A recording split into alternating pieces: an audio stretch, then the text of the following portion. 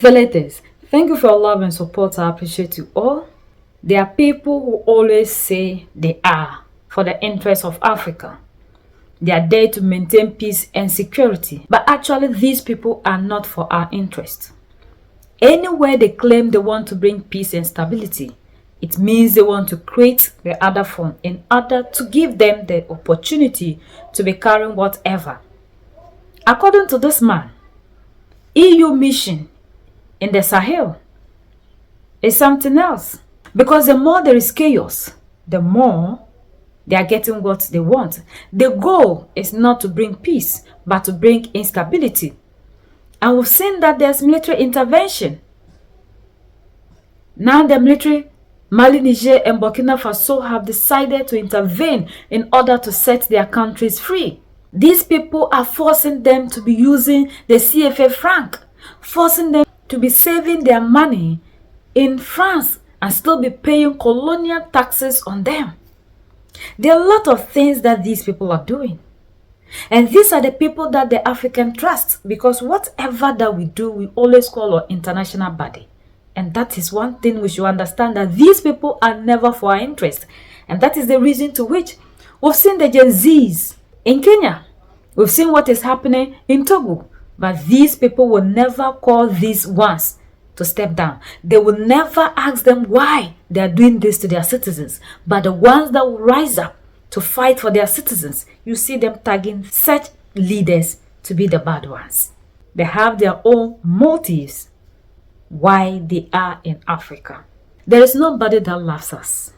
We have to love ourselves, and we have to find our own solutions to our problems. 4 years ago, I tabled an amendment in here on a Sahel report, and it said, whereas it is clear from the historical record that military intervention always leads to a further explosion in violence, from Chad in '69 to Libya in 2011, Operation Serval in 2013 and Burkina from 2014 to the present day, again and again these intensely violent interventions bring about a short period of lessened violence that returns with more force later on, whereas we have learnt from this history that military interventions will always be counterproductive in the long term, and that unless underlying structural issues around the dynamics of inequality, the unequal distribution of resources and power, and governance issues are addressed, there will never be lasting stability in the region. 4 years later, and it certainly looks like that the EU strategy, if you could even call it that, has shown to be useless. The European External Action Service and the rest of the EU institutions have barrelled ahead with a train and equip programmes approach that provided perfect fodder for repeated armed takeovers. Security system reforms have been shown to be a joke, as we watched 6 coups d'etat play out in Mali, Burkina Faso and Niger between August 2020 and July 23. The training missions have been exposed as having no methods of performing follow-up monitoring of the results of their work. If we step back and look at the wider picture, the coups and the spread of violence, it is blindingly obvious that unless the goal of the EU is to ensure instability spreads in the region, the strategy has objectively been a massive waste of time, effort, money and resources. They have had a negative effect on the entire region.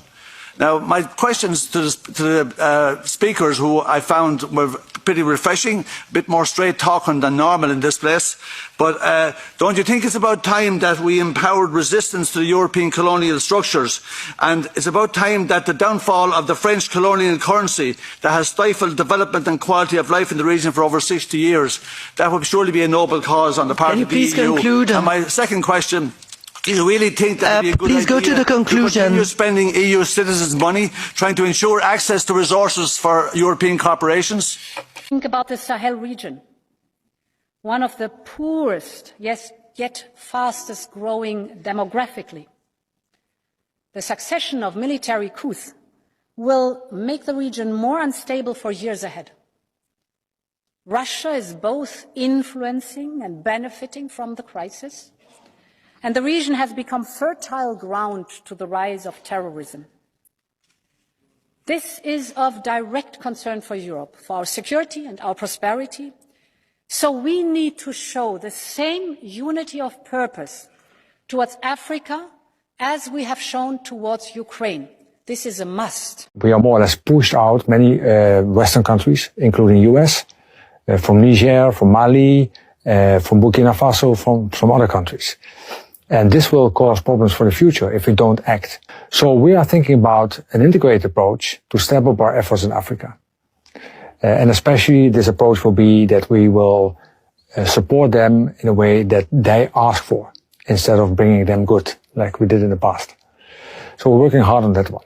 But the reality at the moment is we lost ground. We saw there are more and more actors active in Africa. And I mentioned already migration, but it also means that when we are not present there, that it will be more difficult to have access to raw materials. If not, look at our population. Yet we are fighting for a permanent seat and a veto power in the UN Security Council.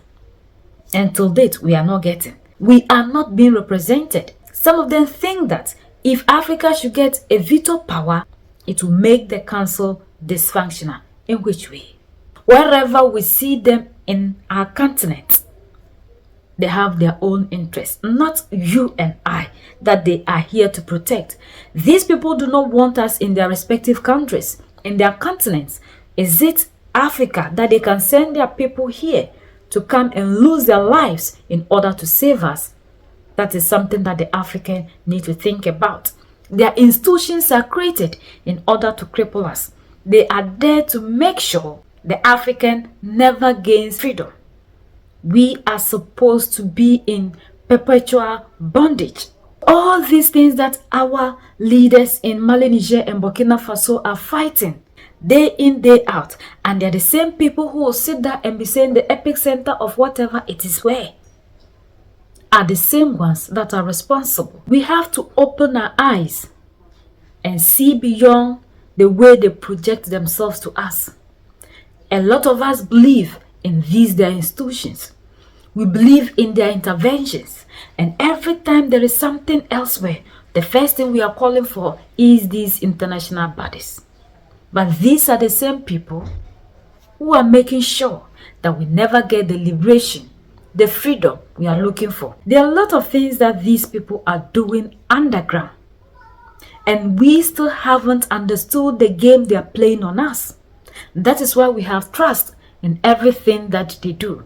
According to them, everything that they have done, as long as they didn't achieve their aim and motive, it is waste of time, waste of money, waste of resources, and waste of everything. And they are still doing everything possible in their power to restructure and come back stronger. It's only Africans that are still sitting here, waiting that these same people that are doing everything possible to carry all that you have away from you to still come and solve their problems for them. We are still sitting here, leaving our destinies in their hands. But it is time for us all to understand we can never be free if we don't fight for it. These people are very cunning people, and we have to be mentally free to be able to know the kind of people they are and to know how we are going to work with them and how to set ourselves free. We trust everything that they say, but what they openly tell the world is not what they are doing underground. They go deeper than we think. They give us broad daylight and they take during the night. And the peanut they give us can be compared to the trillions they are taking out of the continent. We have to know these people, learn their games, master their games, and see how best we can play it with them, just like Iran did. Our stability is a threat to them, and that is why there's always chaos where we have natural resources, because that place shouldn't be stable so that we can have peace. So in order for us not to benefit, they have to create chaos, and that chaos and instability will be benefiting them. We have to love ourselves and unite and fight against anything of these people that is here, because their presence and their policies are what are keeping us backwards.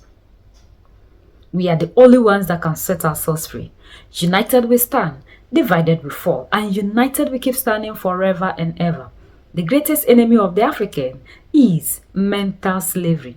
So let's decolonize ourselves from mental slavery. Let's keep sharing to educate our brothers and sisters. Together we make Africa great for ourselves and the next generations that are going to come.